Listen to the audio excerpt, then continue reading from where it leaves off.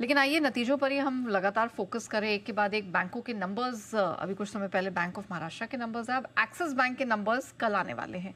नतीजे कैसे रह सकते हैं, आइए पूजा से जान लेते हैं। पूजा, क्या राय बन रही है स्ट्रीट्स पे?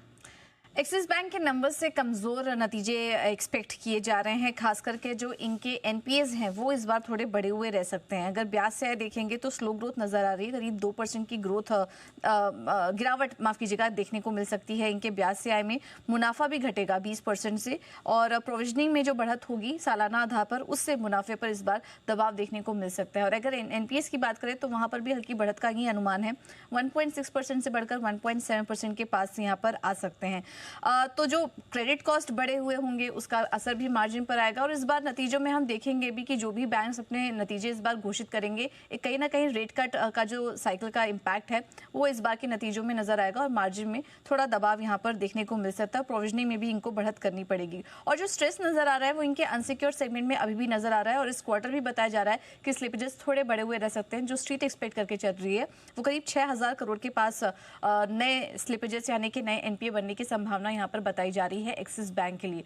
तो नंबर्स थोड़े कमजोर रह सकते हैं। अगर स्लिपेजेस एनपीए के फ्रंट पर थोड़ा पॉजिटिव सरप्राइज आया तो फिर शायद बाजार को पसंद आए। अदरवाइज नतीजे तो अगर अनुमान लेके चले स्ट्रीट का तो वो वीक ही दिखाई दे रहे हैं। ओके, कमज़ोर नंबर्स यहाँ रह सकते हैं। एक्सिस बैंक, एक बार ज़रा खेमका सर की राय लेते हैं। इनफैक्ट खेमका सर, आपसे पूरे स्पेस पर ही राय लेना चाहूँगी, अपार्ट फ्रॉम एक्सिस बैंक और कहाँ कहाँ पर आपकी नज़र रहने वाली है। ओवरऑल आप दिग्गज बैंकों से क्या एक्सपेक्ट कर रहे हैं?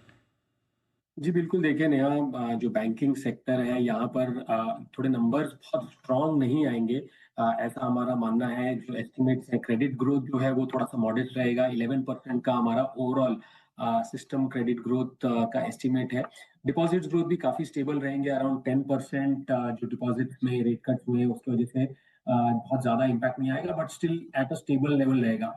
जो देखने की बात है वो है निम्स। ये हमें लगता है कि निम्स Q2 में mostly large private sector banks या लार्ज पब्लिक सेक्टर बैंक जो है वहां पर बॉटमिंग आउट होंगे, and second half of FY26 यहाँ पर इम्प्रूवमेंट देखने को मिलेगा।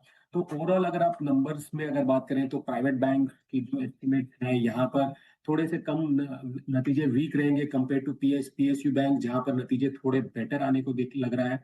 और अगर आप बात करें टॉप पिक्स की बात करें तो ICICI वो अब हमारा टॉप पिक रहेगा, जिसमें बहुत बेहतरीन नंबर्स कंसिस्टेंटली सेक्टर को आउट परफॉर्म करते हुए नंबर्स आ रहे हैं। HDFC बैंक लगातार 2-3 क्वार्टर से अपने जो ऑपरेटिंग मेट्रिक्स है वहां पर इंप्रूवमेंट देख रहा है।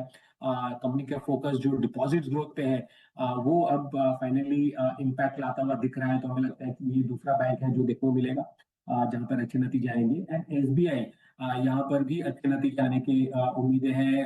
Q1 में कंपनी ने 12% लोगों को ग्रोथ दिया था। रिटेल, SME, एग्री सेगमेंट में अच्छी ग्रोथ देखने को मिली। एसेट क्वालिटी काफी स्टेबल है। डिपॉजिट्स में भी अबाउट 12% ग्रोथ, जो कि सिस्टम से ज्यादा ग्रोथ देखने को मिलेगा।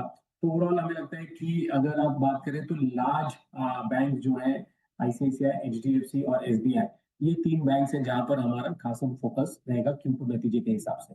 ऑलराइट, तो ये बैंक्स हैं जिन पर फोकस रहने वाला है।